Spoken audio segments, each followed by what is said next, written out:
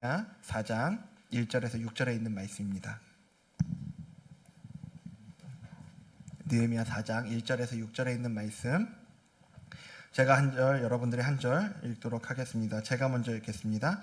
산발랏이 우리가 성을 건축한다 함을 듣고 크게 분노하여 유다 사람들을 비웃으며 자기 형제들과 사마리아 군대 앞에서 일러 말하되 이 미약한 유다 사람들이 하는 일이 무엇인가? 스스로 견고하게 하려는가? 제사를 드리려는가? 하루의 일을 마치려는가? 불탄 돌을 흙무더기에서 다시 일으키려 하는가 하고, 암몬 사람 도비아는 곁에 있다가 이르되 그들이 건축하는 돌 성벽은 여우가 올라가도 곧 무너지리라 하더라. 우리 하나님이여 들으시옵소서. 우리가 업신여김을 당하나이다. 원하건대 그들이 욕하는 것을 자기들의 머리에 돌리사 노략거리가 되어 이방에 사로잡히게 하시고, 주 앞에서 그들의 악을 덮어두지 마시며 그들의 죄를 도말하지 마옵소서. 그들이 건축하는 자 앞에서 주를 노하시게 하였음이니이다 하고, 이에 우리가 성을 건축하여 전부가 연결되고 높이가 절반에 이르렀으니 이는 백성이 마음 들여 일을 하였음이니라. 아멘. 네, 오늘도 이 예배 자리에 나오신 여러분들, 하나님께서 예비하신 그 은혜를 풍성히 부어주시길 소망합니다. 지난 한 주간 여러분들 어떻게 지내셨습니까? 아마 여러 가지 일들이 여러분들 삶 가운데 많이 있었을 것 같은데요. 요즘에 제가 한 주 한 주 이렇게 지내보면 어쩜 그렇게 한 주가 빨리 지나가는지 모르겠습니다. 주일이 엊그저께 지나간 것 같은데 벌써 주일이 이렇게 찾아와 있고요. 그 한 주 동안 또 여러 가지 일들이 있는데 어떤 것들은 계획한 대로 이렇게 진행되기도 하고요. 어떤 것들은 계획을 하고 이렇게 일을 해 나가지만 또 계획한 대로 되지도 않고 또 방해가 되는 일들이 또 곳곳에서 생기는 일들도 보게 됩니다. 오늘 느헤미야가 처한 상황이 바로 그런 것 같아요. 느헤미야는 이제 수상궁에서부터 예루살렘으로 와서 긴 여정을 통해 와서 이제 백성들과 함께 힘을 내어서 그 성벽을 건축을 시작합니다. 그렇게 힘을 내서 이 성벽 건축하는 데만 모든 신경과 이제 에너지를 집중하기에도 이제 시간도 없고 이제 에너지도 없을 텐데, 문제는 그 원수들이 그 느헤미야를, 이스라엘 백성들을 그냥 내버려 두지 않았다는 거죠. 느헤미야 2장 10절에 보면요, 여기 이제 우리가 그동안 좀 애써 무시하고 왔던 사람들의 얘기를 오늘 보려고 합니다. 여기 보면 호론 사람 산발랏 나오고요, 종이었던 암몬 사람 도비아가 나오는데, 이스라엘 자손을 흥왕하게 하려는 사람 누굽니까? 느헤미야죠. 느헤미야. 벌써 잊으셨어요? 예, 이 사람 느헤미야입니다. 느헤미야가 이제 왔다는 얘기를 듣고 심히 근심합니다. 예, 근심을 하기 시작하고요. 그리고 느헤미야 2장 18절에서 19절에 보면, 18절은 이제 하나님의 선한 손이 이제 느헤미야를 도운 일과 왕이 이제 이뤘던 말씀들을 전했을 때 이스라엘 백성들이 이제 힘을 내서 일어나 건축하자 이제 하면서 모두 힘을 내어 이 선한 일을 하려고 할 때, 그 다음에 이제 무슨 일이 있냐면 19절은 우리 같이 한번 볼까요? 같이 읽겠습니다. 시작. 호론 사람 산발랏과 종이었던 암몬 사람 도비아와 아라비아 사람 게셈이 이 말을 듣고 우리를 업신여기고 우리를 비웃어 이르되 너희가 하는 일이 무엇이냐? 너희가 왕을 배반하고자 하느냐 하기로. 네, 처음에는 그냥 왔다는 소문을 들었을 때는 그냥 근심만 했습니다. 근데 이제 실제적으로 그 일이 이루어지려고 하니까 이제 업신여기고 비웃고 조롱하는 일들을 시작을 하는 거죠. 그럼 왜 여기 산발랏, 도비야 이런 사람들은 이 느헤미야가 돌아와서 성벽을 재건하는 걸 이렇게 싫어했을까요? 그것은 이들의 정치적인 입지 때문인데요. 산발랏이라는 사람은 사마리아의 총독이었고요. 그리고 도비야는 페르시아 제국 치하에서 요단강 동쪽 지역의 총독이었습니다. 그러니까 이 두 사람은 당시 팔레스타인 지역에서 막강한 권력을 가지고 있던 사람들인 거예요. 이 당시에 이제 페르시아 정부는 자료를 보니까 이렇다고 합니다. 자신들이 정복한 국가들에 대해서 원칙적으로 자치를 허용해요. 일일이 가서 다 간섭하고 그들을 다 이렇게 식민 지배하지 않고 자치를 허용을 하는데, 중요한 건 이스라엘이 아직 완전히 자치를 할 수 있는, 스스로 이렇게 자립할 수 있는 그런 상황이 되지 못했기 때문에 사마리아 이 귀족들, 이 총독들의 통치를 받고 있었던 상황이었던 거죠. 그 성벽이 재건되지 않았었으니까요. 그런데 만일 이제 어느 날 이 느헤미야가 갑자기 이제 귀국을 한 겁니다. 느헤미야가 갑자기 귀국했는데, 느헤미야가 누구예요? 왕의 술관원, 우리식으로 얘기하면 왕의 측근, 이었던 사람이 바로 이 느헤미야 아닙니까? 느헤미야가 돌아와서 이제 이 예루살렘 성벽을 재건하는 일들을 시작을 할 때 이제 자기들의 정치적인 입지가 당연히 좁아질 수밖에는 없는 거죠. 당연히 싫어할 수밖에는 없는 겁니다. 그래서 이 느헤미야가 왔다고 했을 때 근심하고 그리고 조롱을 시작하고 이제 막 화를 내면서 방해하는 일들을 시작하는데요. 근데 우리가 한번 생각하고 넘어갈 건 이런 방해가 느헤미야가 이렇게 있었던 그 2500년 전의 시기에만 이런 방해가 있었던 게 아니라는 거죠. 오늘 우리에게도 하나님의 뜻대로 그 하나님께서 주신 비전을 쫓아서 살아가려고 하는 사람들, 그 힘을 내서 일어나 건축하자 하려는 우리 삶 가운데는 반드시 이런 일들이 있다는 거예요. 그래서 사도 베드로는 이렇게 이야기합니다. 베드로전서 5장 8절인데요. 같이 한번 읽겠습니다. 시작. 근신하라 깨어라 너희 대적 마귀가 우는 사자같이 두루 다니며 삼킬 자를 찾나니. 베드로는 성도들에게 강력하게 명령합니다. 근신하라 깨어라. 쉽게 얘기해서 정신 똑바로 차리고 경계해라 조심해라 라고 이야기하고 있는 거죠. 왜요? 너희 대적 마귀가 삼킬 자를 찾기 때문인데 어떻게 찾는다고 이야기합니까? 우는 사자같이. 우는 사자라고 하는 건 이 원어적인 표현을 이제 잘 살펴보면 지금 배가 고파서 으르렁대면서 먹이를 쫓아다니고 있는 사자를 이야기하고 있는 겁니다. 그러니까 배부른 사자만큼 게으른 존재가 없을 테지만 또 배고픈 사자는 굉장히 위험한 존재가 아닙니까? 바로 우리 대적 마귀가 오늘 그렇게 우리 주변을 돌아다니고 있다는 겁니다. 호시탐탐 우리의 약점을 찾고 이제 누가 넘어질까? 누가 삼킬만 할까? 이제 돌아다니면서 찾고 있다는 얘기죠. 그리고 사도 바울도 우리에게 이러한 것들을 경계합니다. 에베소서 6장 12절 말씀인데요. 함께 읽겠습니다. 시작. 우리의 씨름은 혈과 육을 상대하는 것이 아니요 통치자들과 권세들과 이 어둠의 세상 주관자들과 하늘에 있는 악의 영들을 상대함이라. 아멘. 사도 바울은 특히 이 싸움이 뭐에 대한 것인가를 얘기해주고 있습니다. 혈과 육에 대한 게 아니라는 거죠. 혈과 육이 뭡니까? 사람에 대한 이야기예요. 우리는 자꾸 무언가 우리 삶 가운데 문제가 발생하면 그 사람 문제라고 생각을 합니다. 그래서 그 사람을 대적하고 그 사람을 해결해 보려고 하는 일들을 우리가 생각을 하게 되는데 우리의 영적인 전쟁은 그거 이전에 이 악의 영들을 상대하는 바로 우리의 대적 사단을 상대하는 일이라고 사도 바울은 이야기하고 있는 거죠.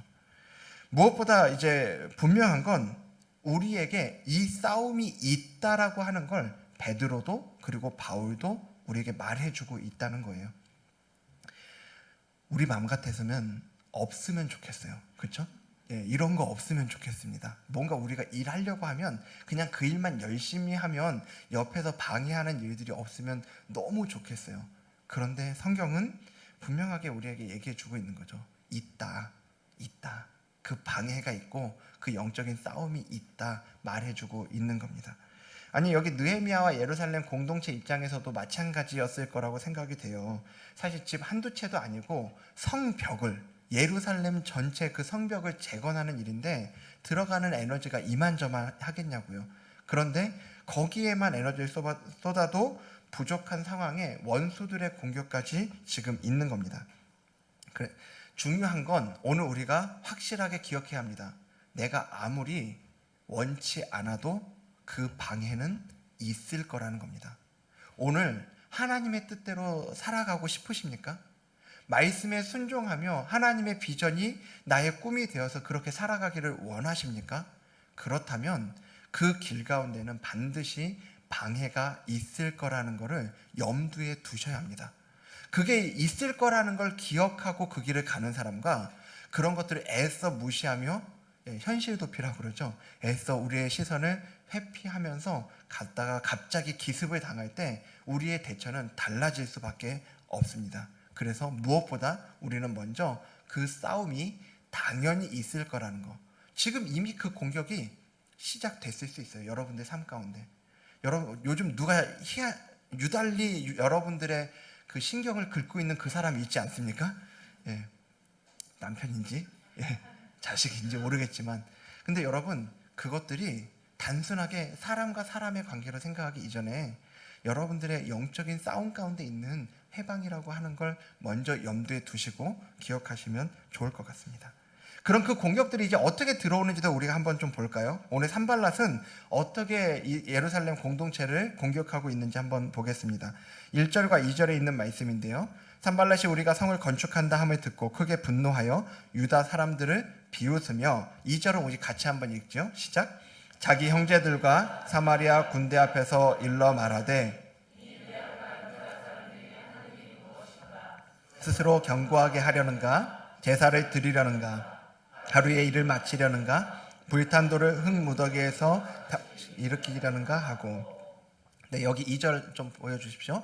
2절을 보면 여기 산발랏이 여러 이야기들을 합니다. 자기 형제들과 사마리아 군대 앞에서 여러 이야기를 하는데 하나씩 좀 보면요.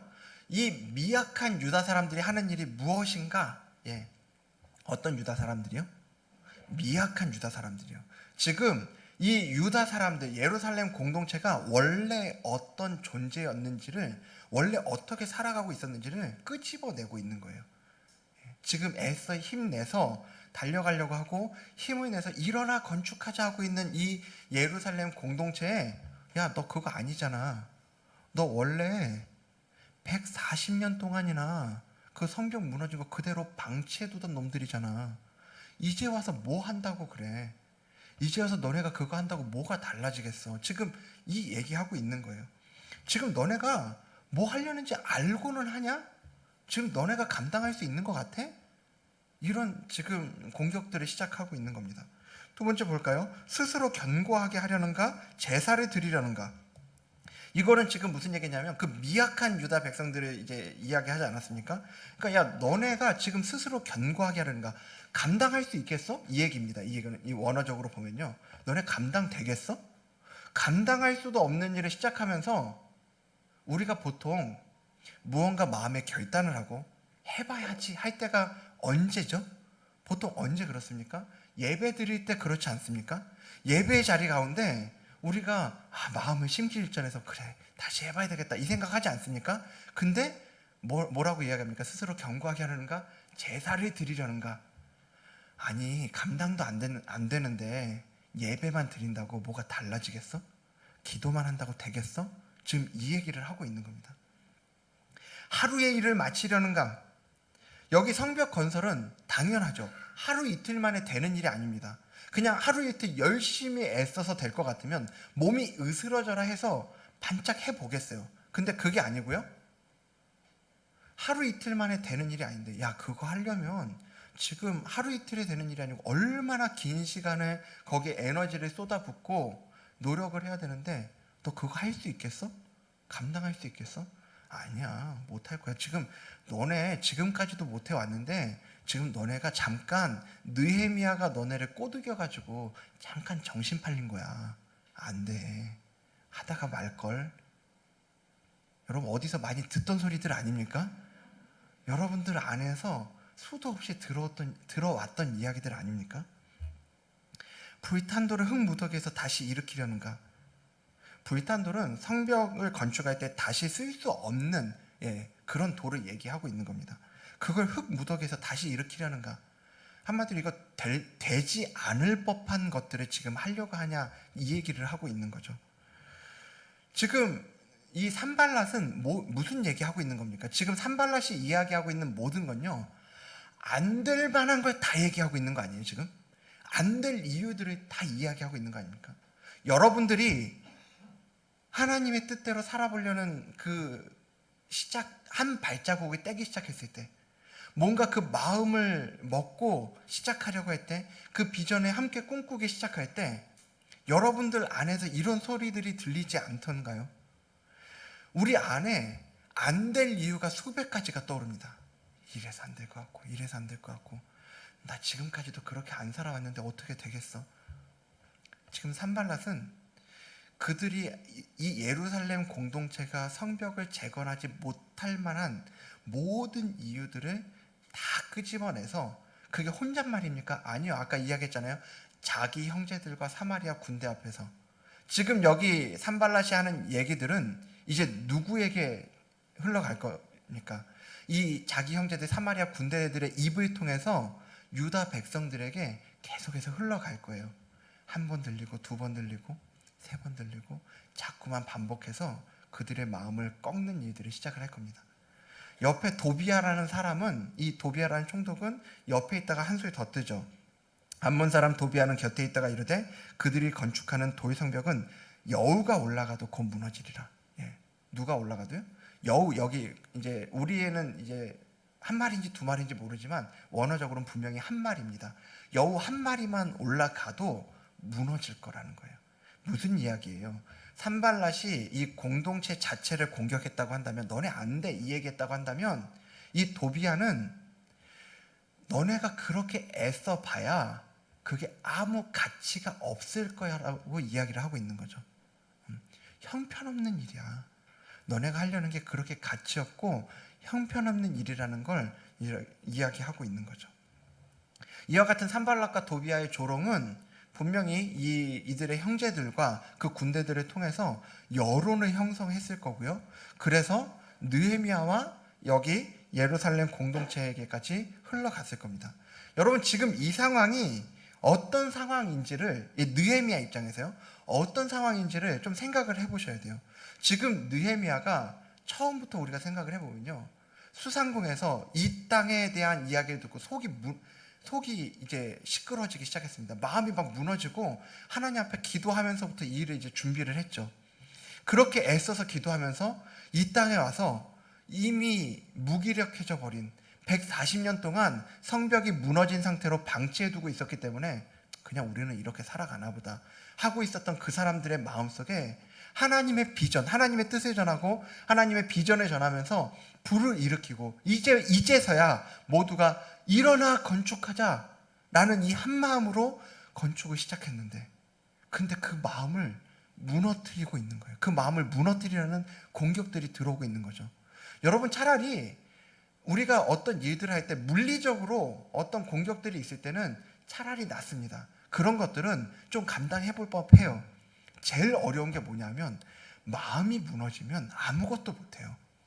이스라엘 백성들에게 있어서도 간신히 일어나 건축하자라고 했던 이 마음들이 무너져 버리면 우리가 되겠어? 우리가 이렇게 미약했는데, 지금도 이렇게 뭐 달라진 게 하나도 없고 지금도 미약한데 뭐가 되겠어? 여기로 가기 시작하면은 성벽 제거는 진짜로 꿈 같은 일이, 그들의 꿈이 이루어지는 일이 아니라 꿈 같은 일이 돼버리는 거죠. 시작이 될 수 없는 겁니다. 그러니까 이제 느헤미야의 마음은 막 열이 받기 시작하는 거죠. 분노가 치밀어 오르기 시작했을 겁니다. 이때 근데 우리가 생각해 볼 건, 느헤미야가 이제 취할 수 있는 그 대처 중에서 가장 최악의 대처가 있다고 한다면, 이런 이야기들이 들리기 시작할 때 이것들과 논쟁하는 거예요. 논쟁을 시작했다 그러면 아무리 느헤미야가 논리적으로 논쟁을 잘한다고 하더라도 그 모든 과정은 소모적이었을 겁니다. 아무런 가치가 없는 과정이었어요. 설령 느헤미야가 아주 뛰어난 언변을 구사해가지고 그들과 언쟁에서 이겨도 거기에 쏟은 시간과 에너지는 그만큼 성벽 재건의 마이너스가 됐을 거라는 얘기예요. 그리고 사실은 이 대적들은 누구보다 그 무엇보다 그것을 원했을 거예요. 우리 역시 마찬가지입니다. 우리에게도 이런 공격들이 들어올 때 우리가 주의해야 될 건, 그 우리 공격해오는 그 프레임에 우리 자신을 끼워 맞추면 우리는 같이 소모적인 시간들을 보낼 수밖에는 없다라는 걸 기억해야 합니다. 원수들이 우리에게 원하는 건, 그런 공격들을 해올 때, 야, 너 지금까지도 못했잖아. 그거 되겠어? 안 돼. 지금 시작해봐야 곧 포기할 거야. 자꾸 이런 마음들이 들어올 때 그 안 될 것 같은 거에 우리가 집중하고 막 거기에 씨름하고 거기에 에너지를 빼앗기게 되는 게 바로 원수들이 우리에게 가장 원하는 일이라는 걸 우리는 기억해야 합니다. 느헤미야가 오늘 어떻게 했는지 우리는 좀 봐야 돼요. 느헤미야는 그런 공격이 있을 때 그들이 원하는 자리에서 싸우지 않았어요. 그들이 원하는 방식으로 싸우지 않았습니다. 느헤미야는 지금 이 상황에서 어떻게 싸워야 되는지를 정확하게 알고 있던 사람이었어요. 자, 우리 느헤미야의 대처를 한번 보죠. 4절과 5절입니다. 4절 5절 같이 한번 읽겠습니다. 시작. 우리 하나님이여 들으시옵소서. 우리가 업신여김을 당하나이다. 원하건대 그들이 욕하는 것을 자기들의 머리에 돌리사 노략거리가 되어 이방에 사로잡히게 하시고 주 앞에서 그들의 악을 덮어두지 마시며 그들의 죄를 도말하지 마옵소서. 그들이 건축하는 자 앞에서 주를 노하시게 하였음이니이다 하고. 아멘. 느헤미야는요, 이 모든 일이 시작될 때 아까도 말씀드린 것처럼 기도로 이 모든 일을 시작을 했어요. 그때 느헤미야의 기도는 공동체를 책임지는 기도였고요, 믿음의 기도였고요, 무엇보다 끈질긴 기도였다고 말씀을 드렸었죠. 오늘도 느헤미야는 산발락과 도비아의 공격으로 이스라엘 공동체가 이 흔들릴 수 있는 이 상황 가운데 기도의 자리로 나갑니다. 아이고, 오늘 기도하란 얘기네. 네, 기도하란 얘기 맞습니다. 근데 여러분, 오늘 우리 느헤미야의 기도를 한 번 더 좀 잘 볼까요?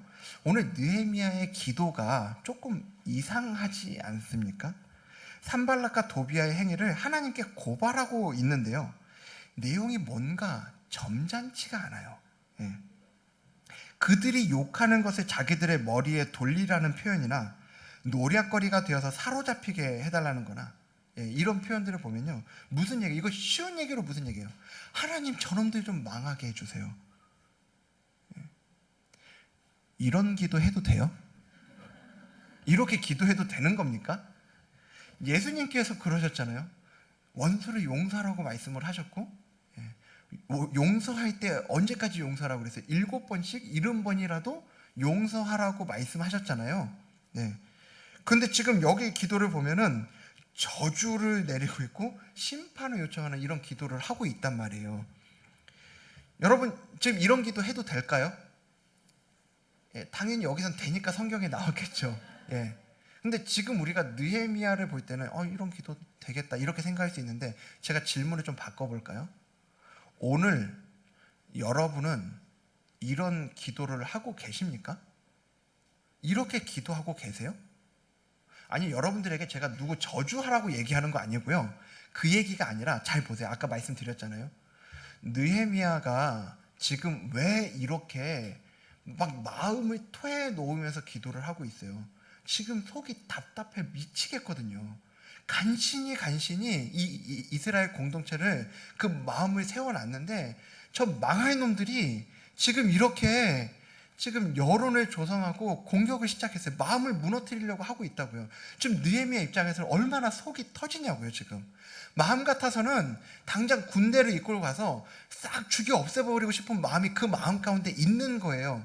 그런데 느헤미야는 지금 그 모든 마음을 모아서 하나님께 토해놓고 있어요. 제가 여러분들에게 묻고 싶은 건 바로 이겁니다.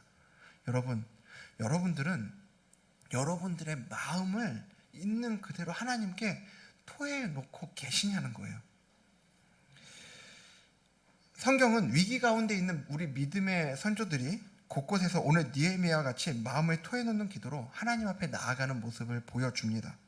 여러분, 오늘 여러분들의 삶 가운데 넘어서야 할 장애물이 있습니까? 기도하셔야 됩니다. 무기력한 상태에 있다가 그냥 여러분의 삶을 방치하고 있다가 다시 시작해 보려고 했는데 마음도 잘 동하지 않고 자꾸 이전으로 돌아가려는 내 모습 때문에 낙심이 되십니까? 기도하셔야 됩니다. 앞으로 갈 길이 너무 막막해서 시작할 엄두가 나지 않아요? 기도하시라고요. 기도의 자리로 나아가야 합니다. 그런데 여러분, 제가 오늘 여러분들께 하나 더 말씀드리고 싶은 건 이거예요.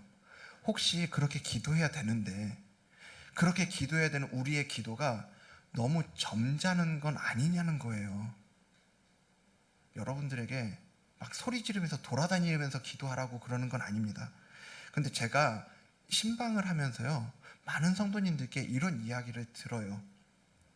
지금 내가 하는 기도가 하나님이 기뻐하시지 않는 기도일지 몰라서 기도를 못하겠다고. 여러분도 혹시 그러지 않아요?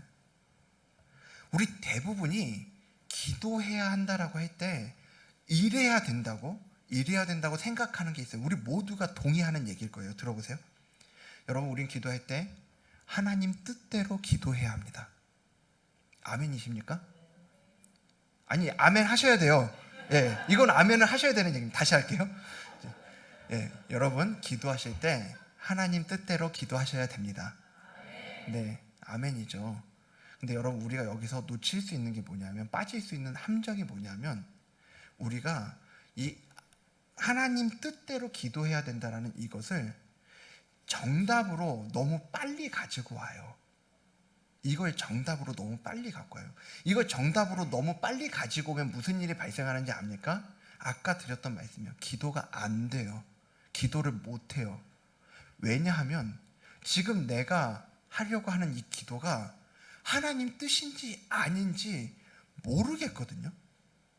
하나님 뜻인지 아닌지 모르겠어가지고 하나님 뜻대로 기도해야 된다라는 이 정답에 위배될까봐 기도를 못하고 있어요. 근데 여러분, 제가 저의 비밀을 하나 알려드릴게요. 저도 하나님 뜻을 잘 모르겠더라고요. 근데 여러분, 하나님 뜻을 모르겠어서 기도하거든요. 하나님 뜻을 그렇게 모르겠어서 새벽마다 여기서 씨름을 하거든요. 여러분, 기도는 정답 찾기가 아니에요. 하나님의 뜻대로 기도해야 된다는 그 정답이 여러분들의 기도를 막지 않도록, 여러분들의 기도에 브레이크를 거는 일이 없도록 하셔야 돼요.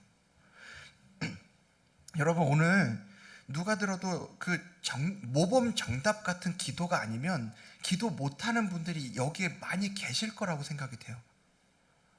꼭 기도해서 이게 그래도 하나님 뜻에 맞겠지? 이거 하나님도 기뻐하시겠지? 내가 저 사람 용서해야 되는 거 성경에 예수님도 말씀하셨으니까 용서하게 해주세요. 이런 기도는 하는데, 하나님 나 저 사람 미워 죽겠거든요. 이런 기도는 못 하는 거예요. 그 기도도 하시라고요. 지금 우리 중에 많은 사람이 지금 느헤미야의 이 자리에 있다고 한다면 아마 이런 생각하지 않을까요? 내가 저 사람들도, 저 산발락과 도비야도 용서하고 품어야 되는데 내 안에 이런 분노가 있구나. 하나님 기뻐하시지 않겠다. 이런 마음으로 기도를 멈춰버리진 않을까요? 그냥 자기 자신을 탓하고 죄책감을 갖고 기도를 멈춰버리지 않을까요? 여러분, 다시 한번 말씀드릴게요. 기도는 정답 찾기가 아니에요. 기도는 여러분들이 잘 아시잖아요. 기도는 우리가 뭐라고 이야기합니까? 기도는 정답 찾기라고 이야기하지 않고요. 기도는 대화라고 이야기해요.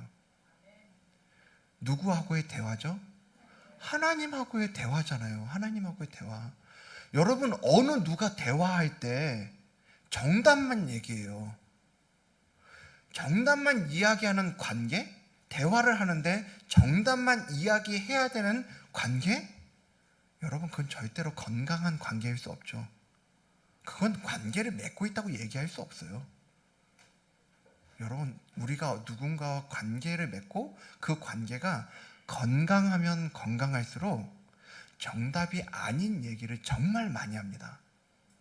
제가 저희 아이들을 보니까 분명히 알겠어요.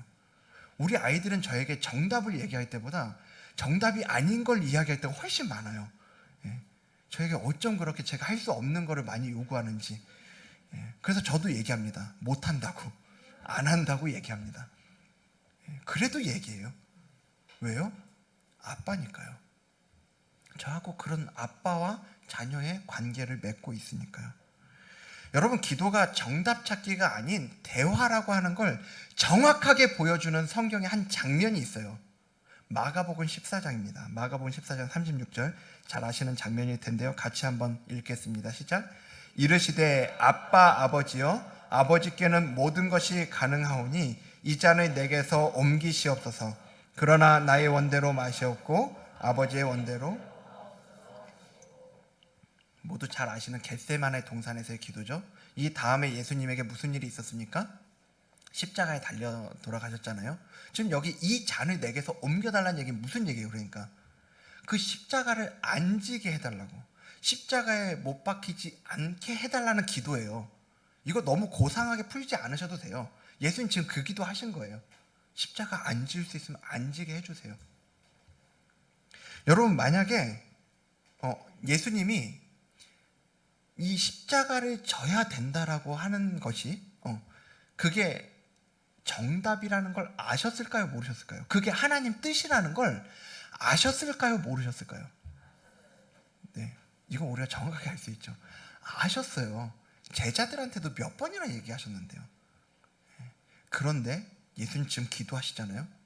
그 정답이 아닌 걸 하나님한테 기도하고 있어요. 아니, 예수님이?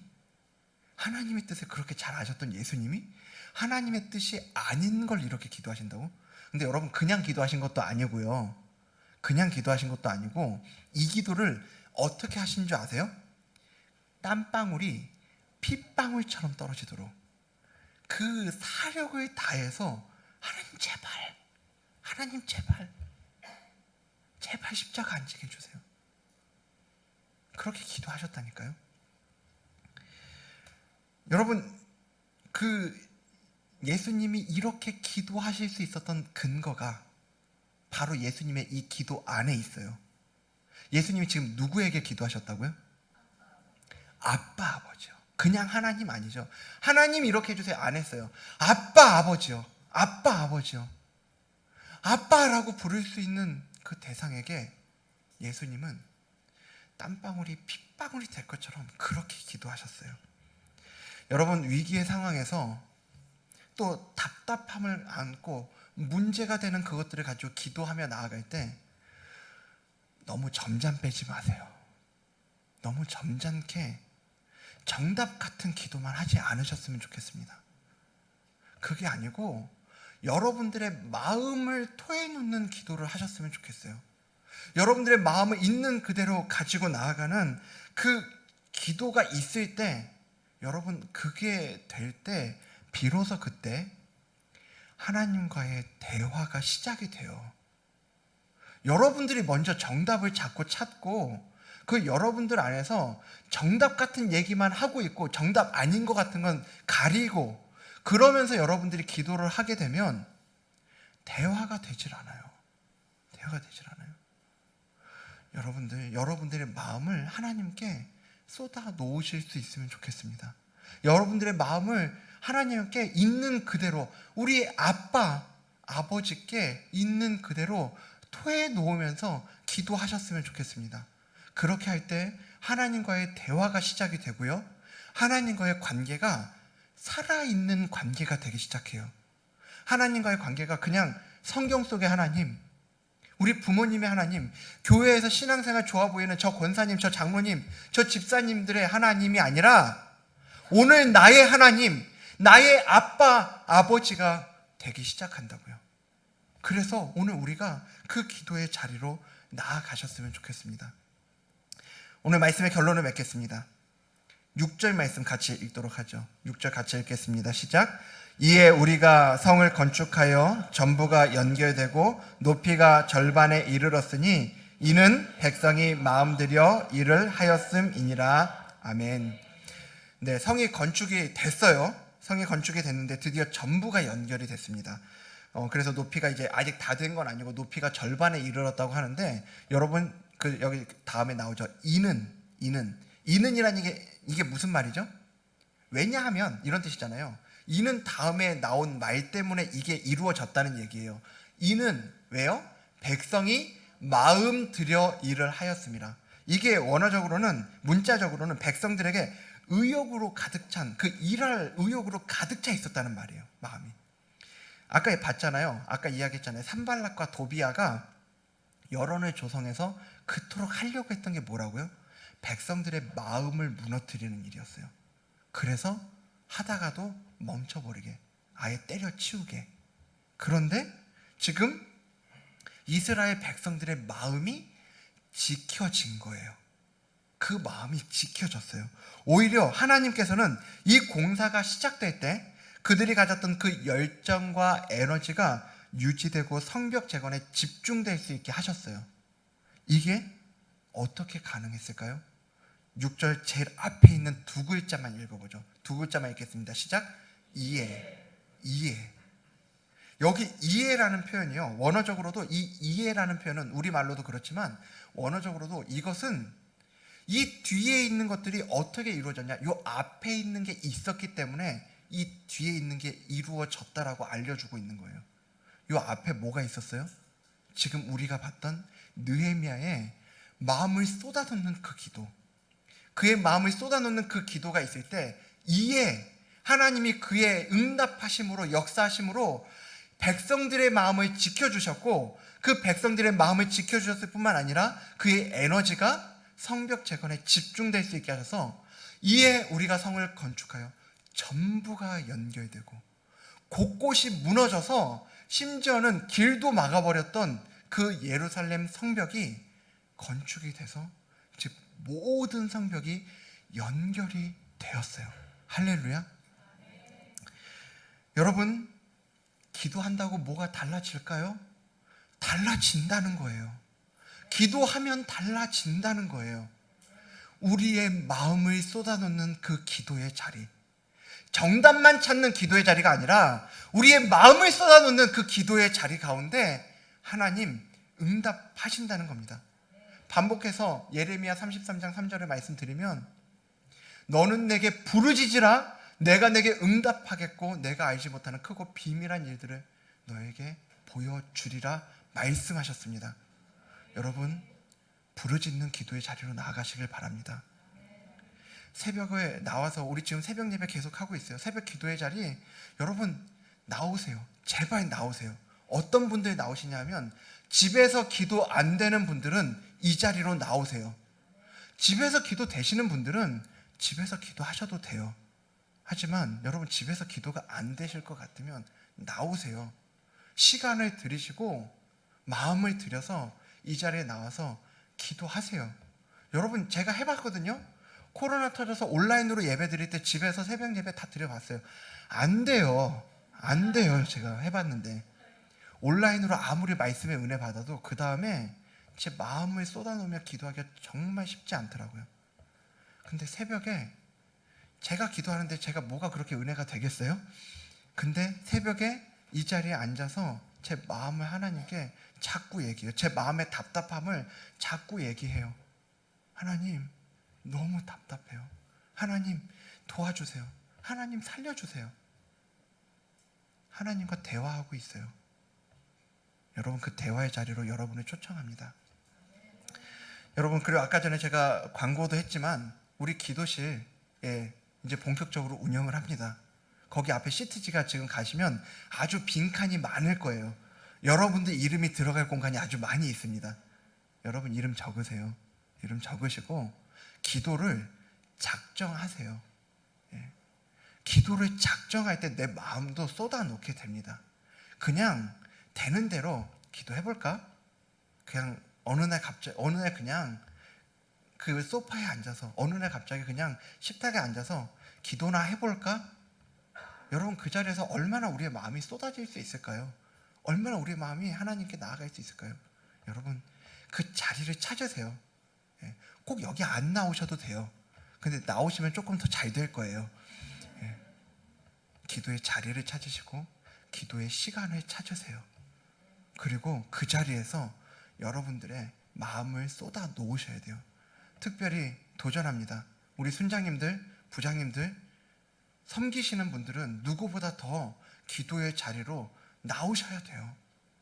여러분, 우리 수지 함께하는 교회가 세워지고 나서 제가 요즘에 참 하나님께서 이 교회가 세워지는 것을 얼마나 기뻐하시는가를 제가 너무 많이 느끼거든요. 여러분, 근데 그 마음을 느끼면 느낄수록 동시에 오늘 여러분들과 함께 나눴던 이 이야기요, 그 공격이 있을 수밖에 없고 그 공격이 있다는 것도 느끼고 있습니다. 여러분, 그래서 우리는 기도해야 합니다. 우리 수지 함께하는 교회가 어떻게 보면 지금 2달간 너무 정신없이 봉사자들의 귀한 섬김으로 그렇게 잘 또 세워지고 함께 해주시는 여러분들 덕택에 이 교회가 잘 세워져 가고 있다고 생각이 돼요. 그건 부정할 수 없는 사실입니다.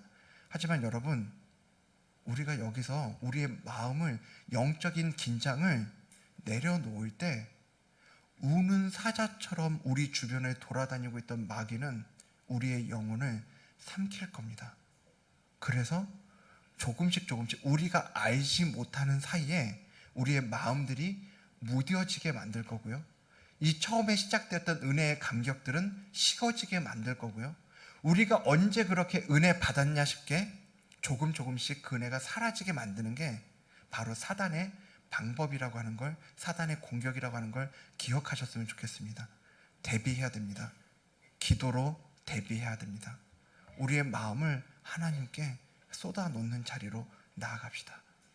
그래서 우리 교회가 기도가 끊이지 않는 교회, 기도로 이 성벽이 연결되는 교회가 되기를 소망합니다. 그렇게 느헤미야와 이스라엘 공동체가 그랬던 것처럼 이해 그 마음을 쏟아놓는 부르짖는 기도의 자리로 나아갔을 때 이에 그 기도로 말미암아 역사하시는 하나님을 경험하는 저와 여러분 그리고 우리 수지 함께하는 교회가 되기를 주님 이름으로 축복합니다. 오늘 말씀을 기억하면서 기도의 자리로 나아가도록 하겠습니다. 우리 기도의 자리에 나아갈 때 함께 찬양하고 기도하도록 하겠습니다. 우리 함께 기도에 함께 찬양하겠습니다.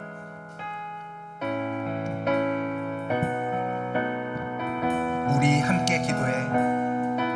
우리 함께 기도해. 주 앞에 나와 무릎 꿇고 긍휼 베푸시는 주 하늘을 향해 두 손. 우리 다시 한번 우리 함께 기도해. 우리 함께 기도해. 주 앞에 나와